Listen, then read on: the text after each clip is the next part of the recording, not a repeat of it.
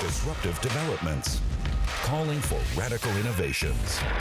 Digitization has sparked dynamic shifts that are changing our everyday lives. Do you want to understand how and why? Let's get to it. Attention is the hard currency of digital media. Do you want to get some? Let's talk about how to go about it. Looking into the future, Part 1.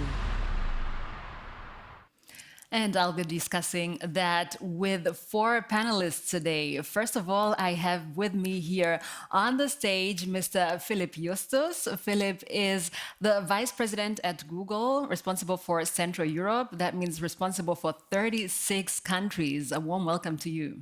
Thank you so much. Good to be here. Good to have you. And then I'm happy that we are also joined today by the European Commission Vice President, Vera Jourova. She is responsible for values and transparency. Hello, Ms. Jourova. Hello, thank you for inviting me. Thank you for joining us today. I am also joined from the UK by Naya Nielsen. She is the Digital Director at BBC News. Hello, Naya. Hello, and thank you for having me.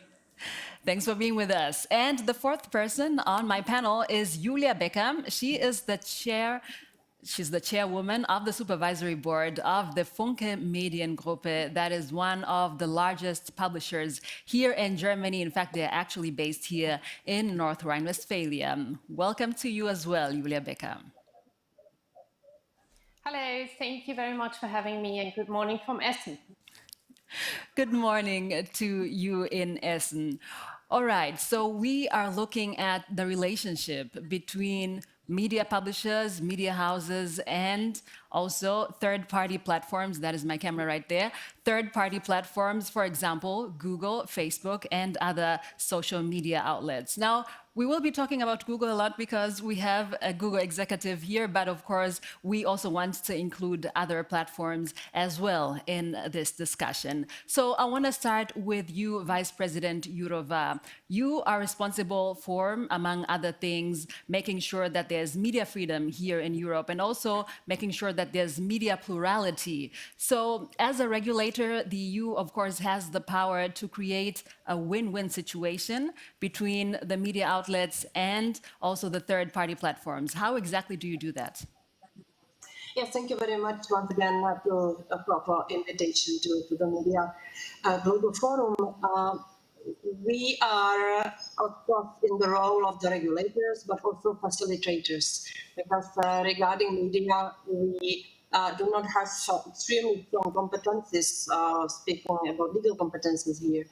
And that's why we also have to facilitate better cooperation between all stakeholders, for instance, in the field of fighting against disinformation. We are using all the instruments we have at our disposal. We have the copyright directive, which came into force now in June. We have the audiovisual services directive already in force. So first of all, we have to do everything to implement properly what the legislation which has already been adopted. And the logic of copyright directive and also the other directive, the audiovisual one, is very simple. Journalists and publishers should be remunerated for their job. So, in fact, by legislation, we are trying to restore the fairness on the European market. But at the same time, as you know, and you have probably noticed, we started to regulate the digital space. For many years, I saw that there was a big hesitation whether to cover the digital space with regulation. We worked with the platforms like Google and others on their self-regulatory measures. So we are still running on the basis of some gentleman agreements, but I think that the time is over and we had to start regulating. We proposed Digital Services Act in December, also a European Democracy Action Plan, which foresees the legislation on the political advertising. So welcome legislation, what I'm hearing there is that legislation is important. That is your strongest tool that you can use. And when you try to make proposals and they don't work, when the media outlets or the third-party platforms do not comply, then that is when you go in with stronger measures. I want to bring you into the conversation, Julia. Your organization owns about a dozen newspapers here in Germany. And of course, you have also had to shift from just printing newspapers to really offering digital services and also making sure that you are visible on different platforms, be it on social networks, but also on Google. So how important is visibility, particularly on Google, for the products of the Funke Mediengruppe? Yeah, thank you for the chance of putting my points here. Funke, our media company, supports the idea of copyright law, the ancillary copyright law, and argues that beneficiaries of our journalistic work should pay an appropriate amount for this. Funke left Corinth, the previously VG Media, because we do not believe that the organization is appropriately positioned to represent the interests of publishers. However, Funke will continue to advocate for the implementation of ancillary copyright, you mentioned that before, law in relation to the interests of publishers, including as part of the association. So that means Funke participates in the initiatives from Facebook and Google and also cooperates with TikTok with our program. We really welcome any initiative that pays an appropriate amount for the use of our content. And we are not of the view that our interests can only be protected in the context of ancillary copyright law.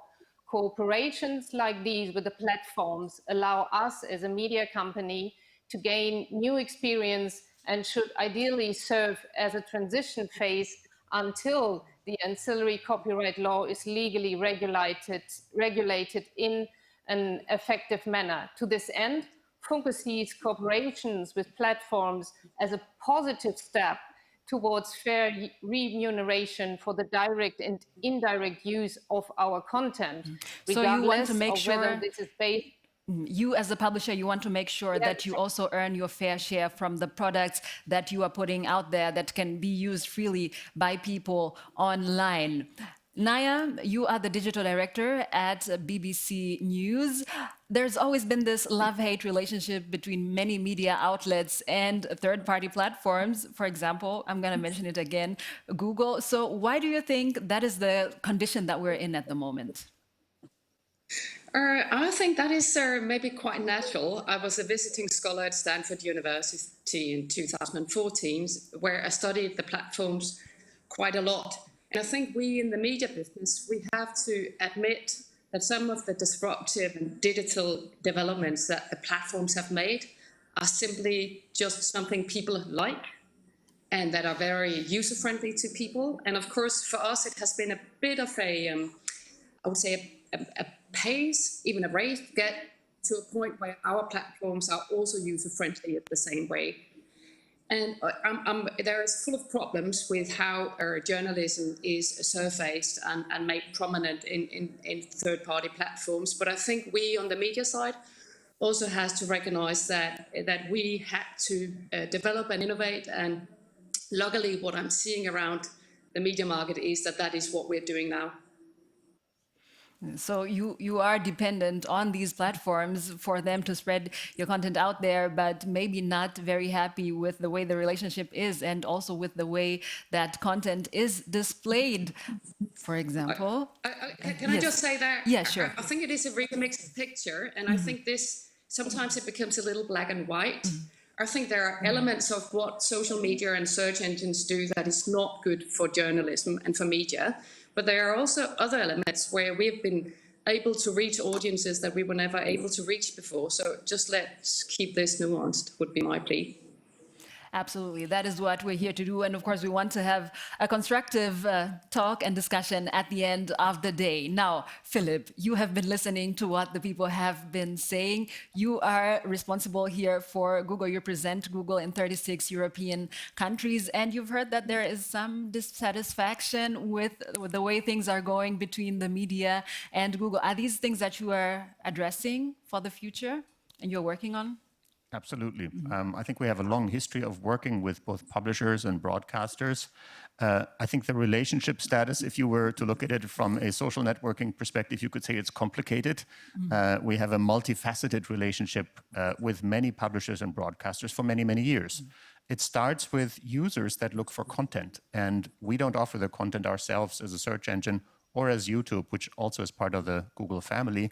So we work with publishers and broadcasters to make sure that people can find the information that they're looking for. And what we saw, for example, last year during the pandemic is people have a natural desire to look for more trustworthy information.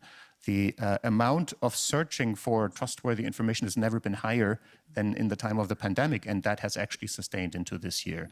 And so for us as a company, with our mission that we want to provide information to our users, access to information to everybody, it's absolutely vital to have trustworthy news as part of this. And so we work with publishers, broadcasters. I do recognize that we are also in a situation where it's more difficult for publishers and broadcasters, news publishers, whether they have print media or others, to earn money. I think this is a fact. And we realize that we have also contributed to changing the dynamic over here. And so what's important— In a positive way or in a negative way? Because you are the ones who are making the largest share of profits when it comes to online advertising. And you're partly also advertising on items and news content that has been provided for free by the BBC, Funke Mediengruppe and other outlets. So I'd say both positive, but also we create some challenges. So the positive element is we provide lots of visitors, viewers, readers to news publishers. To give you an order of magnitude, in Europe alone, we provide 8 billion viewers or readers, so clicks basically, to news publishers every month. So that's only to news publishers. So that's actually quite massive. But of course, we also compete for advertising dollars. So in the advertising space, not for public broadcasters as much, but for the private broadcasters or news organizations, of course, we compete for attention and for advertising dollars. So I recognize that. But we also pay for news in the form of licenses. Last year, we introduced a program that's called Google News Showcase, where we have licensing agreements for news that is curated by news publishers. We're very happy to have Funke as one of the licensees, and we have more than 30 publishers in Germany. What about the general news, just the general Google search or Google News, because that is where most people go when they want to look for news. They don't go to the showcase, really. I wasn't aware of it until we talked and I found it. So I believe that the majority of the people is not consuming their news through those channels. And hopefully you know Google News, and Google News Showcase is one format within Google News. So it's not a separate destination. It's like news panels that publishers can curate. They can say, hey, here's Spiegel Online, or here's Tagesschau, here's others, and here is the news that we provide. Okay, but I think to your question, I recognize that there is value that also the news organizations provide to us. And we heard about the changes to the copyright law, right? So the changes to the copyright law also being implemented in Germany just now mean that publishers have new rights. And we want to work with the publishers to figure out how we can best work out an economic model for this. Yeah. It's actually all right, not I'll stop you there, because now I want to hear from the publishers themselves. So Julia, I want to bring you back into the conversation. So Google has its cooperation with some publishers, Facebook as well. Just recently launched is Facebook News Germany. There are about 35 publishers in Germany and news outlets that are working together with Facebook. So it's a special page where they can showcase their content, and they're actually earning some money through that. Now, critics say that what these publishers have done wrong is that each one has negotiated their own deal instead of all news outlets in Germany saying, okay, there's going to be one condition and there's going to be one deal for everyone. What do you say about that? Well, first of all, I have to say, in my view, there's too much envy wrapped up in the discussion surrounding the big platforms. I would like to state my view here on this quite clearly. They are highly innovative, these platforms, and creative. They back the right horse, and I have a great deal of admiration for them. For too long, publishers have failed to understand the World Wide Web and develop their creative approach to this field too late. However, journalism is a fourth estate and is a crucial factor in upholding the stability and functionality of democracy. Just think about the most recent scandals, politicians enriching themselves and so on. This type of journalism is not free. It costs money. And that is why we believe, ultimately, for the benefit of society as a whole, that we should be paid for our content, both by our listeners and by those who use our content. This is why we absolutely insist on the implementation of ancillary copyright law. And we are excited to see how the negotiations with Google, Facebook, and the other platforms will pan out in the future. And yes, we have kind of a deal with the platforms, individual deals. And up until now, our experience, for example, because Mr. Justus just mentioned, with Google Showcase, our experiences have been very positive. Google has no influence on our content, and the remuneration is appropriate. Currently, around 10,000 users come to us via this Google Showcase, and nevertheless, we remain confident as the potential is very high, and Google is continually expanding the platform. So there's that cooperation going on between you and other platforms, and you're hoping that you will be able to monetize your content much better in the future. Naya, what about you? What about the BBC? The BBC is partly publicly funded, but of course you also generate some income through advertising. How are you able to monetize your content on other platforms? Yeah, that is exactly how it is. So within the UK, we are funded by license fee, but everything we do internationally is commercially driven. So we sell advertising, but we also do deals with platforms. I agree with everything Julia just said, and I think actually there is another issue that the business needs for us. You know, we need, journalism is expensive. We need money to be able to create trustworthy, impartial, accurate journalism. But the other issue with many platforms is that they tend to super serve people that are already interested in news. And this is one of the reasons why we, and I think a lot of other publishers, we are increasingly doubling down on getting people back to our own platforms. First of all, because we need to know people. We need to have the data ourselves to be able to innovate and get better at serving them. But secondly, because journalism, I know this is a bit simplistic, but to me, journalism is like a chair with 4 legs, where you have research, reporting, and editing, but actually curation, the mix of stories, you know, the mix of breaking news and depth and context. That is a very important part of journalism. In third-party platforms, journalism tends to get fragmented, you know, things get out of context. So for us to provide a premium service, we are actually better at doing that on our own platforms. And for that reason, we are driving people to our own platforms, both domestically and globally, to a larger extent than we might have been doing the last 10 years. Thank you, Naya. And I want to turn back now to Vice President Jourova, because we want to look at the areas where we said that we're looking for a fruitful endeavor, and we want to look at the different areas where social media, search engines, tech companies can cooperate together with us, the news media.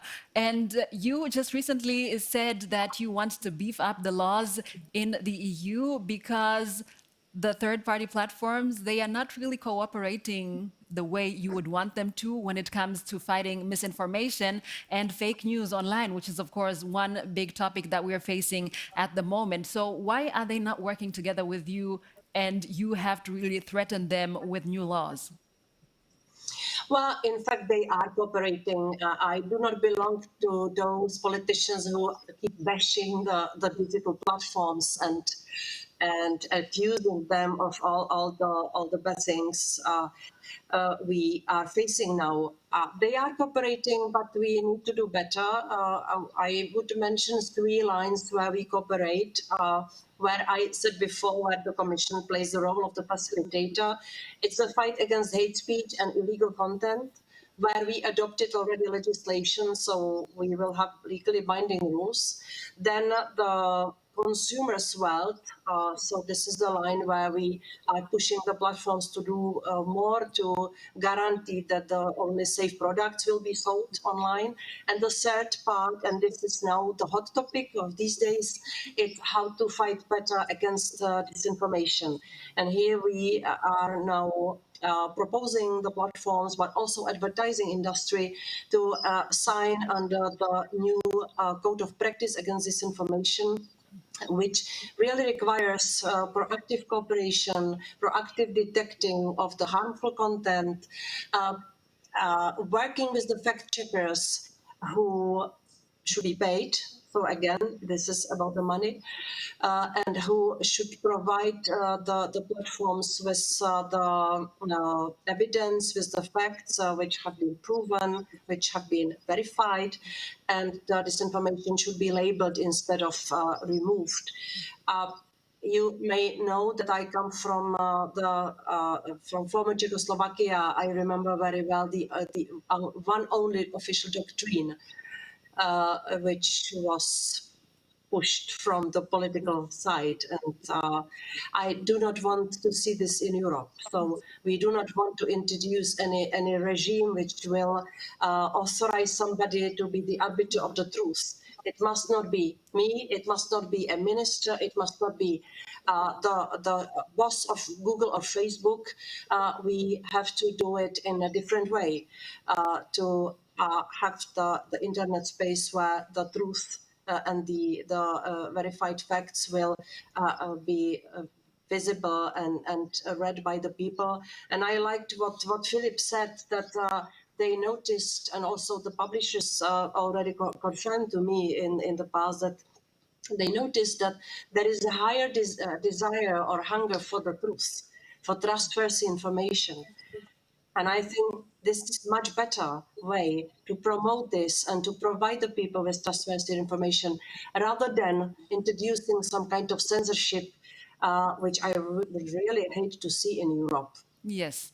Thank you very much. So I will ask Philip, what are you doing to fight misinformation? This is something where we have to work together, right? The media together with search engines and also with social media. And for example, on Google, when you type in something, you're looking for information on COVID vaccines, then you just get the search results. And how do you filter to see, do you like to pre-check to see and to mark what you believe is fake news or what is misinformation? Sure. So let me try to address this both from the perspective of Google and then of YouTube, because both of these platforms, we think quite a lot about how to fight misinformation or disinformation. So one is actually to work with fact checkers and to make sure that facts that have been checked also appear as such, so that you can find labels in Google News for articles where somebody has gone through the process of fact checking, and that you see who actually has done the fact checking and what has it resulted in. Do you also mark articles that have not been fact checked, or so just then they ones would that not have any marks. So if nobody has, so you would only see the label if it has been fact checked. But if something hasn't been fact checked, then there's no mark on that. But that's a great question. So for example, in Germany, we work with DPA, the news agency DPA, on a fact checking initiative that's also quite pertinent now for the election year. So with federal elections coming up in Germany, we want to make sure that we provide support for fact checking, that we help train journalists in newsrooms. And we've actually already trained a couple of hundred journalists together with DPA on how to do fact checking, how to implement it, and created a community of fact checkers. So that actually those journalists who have already checked something can exchange with other journalists, because this is kind of an important contribution that we can do. I very much like what Vice President Jourova just said now. We don't want to be the arbiter of truth as a company, and I don't think politicians want to be either. I think that's not how it should work. But we should surface where something has been checked, and we should support the fact-checking initiatives both with money and with training. And that's kind of how we approach it. On YouTube, we also have lots of policies, because on YouTube, where we host content, we first of all need to make sure, so on fact-checking, that's kind of one level, but the other level is it potentially harmful? Is the content potentially harmful to people? So think about COVID-19. People may have different perspectives on things, but if there's recommendations that are really harmful for your health, they shouldn't actually even appear. So that's where we've drawn a line. We've taken down videos with harmful content, but if it's content that's borderline but not harmful, we've left it on the platform. It's a really fine line to draw. It's not easy, but we take our responsibility quite serious, because this is a public health situation where kind of the better we do our job, the better for users and all of us. Thank you, Philip. Now I'm getting the information that there are some technical problems on our website, but we're hoping that we will be able to fix those problems really soon and that we'll be back online soon and that everything will work just without any issues. Okay, so let's talk again about areas of cooperation that are possible for the future. Julia, what do you see? What do you hope to achieve in terms of cooperation between companies like Google, like Facebook? Not about the money right now, but things that have been mentioned, like training, for example. Is that something that you're planning and that you're hoping for? Well, one thing for me is really important to mention regarding distortion of competition. In an open letter to the EU Commission at the end of January, Matthias Döpfner, who's the president of our German Publishers Association, rightly stated that the distortion of competition in favor of the global platform primarily stems from the extensive use of the user data for advertising industry. I need to interrupt you here because we're running out of time. I just want to know, where do you see yourself cooperating more in future with companies like Google and Facebook? Not in terms of earning money, but in terms of things like training or fact-checking or other things, because we're looking at how we can really have this good cooperation between the two sides.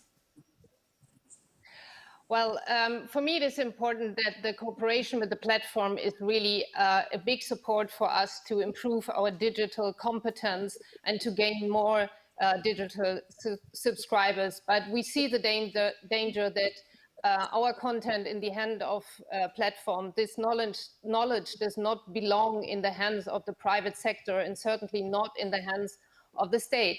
The EU should prohibit state-owned platforms from storing private data, like the sensitive personal data, and subsequently using this data for commercial purposes.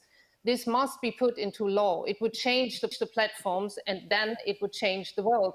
One last thing, from a business perspective, it is understandable that Google and the other platforms use tax law. We do the same, but nevertheless, there remains an uneasy feeling about a company that earns 30% of the advertisement revenue in Germany and pays barely any tax. International tax law needs to be reformed. Tax should be paid in the place where the revenue and profits are achieved. And the G7 took a big step in the right direction last weekend, I said. Then I have a really good, positive feeling about corporations in the future with our company. Thank you. And what I'm hearing there is that the EU, of course, also needs to play its part in facilitating that cooperation. Very quickly to you, Naya, where do you see yourself cooperating, the BBC, with other third-party platforms? What do you envision for the future? First of all, I think it have to be very open-eyed, and we need to recognize where we have diverging interests and where we have kind of mutual interests. And sometimes our business models are in conflict, the purpose of what we do are different, and as we just heard, finding the right balance between protecting the users against harmful content and censorship is a really, really fine balance. Nevertheless, I think the last 2 years we've been working closely together with other publishers and Google and other platforms in something we call Trusted News Initiative, where we have high-level, very open discussions about what we can do and how we might help each other to flag, for instance, when there is a new wave of organized disinformation going through the world. That could be COVID, but that could also be other things, where we help each other being aware of that. And number two, I think there's also some interesting thoughts about whether platforms and some publishers could work together on figuring out technological solutions to how to discover the origin of content, to know what is actually the source of this. And that might be something that could be very helpful for the audiences if you could kind of immediately see that this is fake or this is made up or whatever. So I see actually we're in this together, and we have to find some really good, solid solution in the area of disinformation. Absolutely. And we are here today to find those solutions. Thank you very much.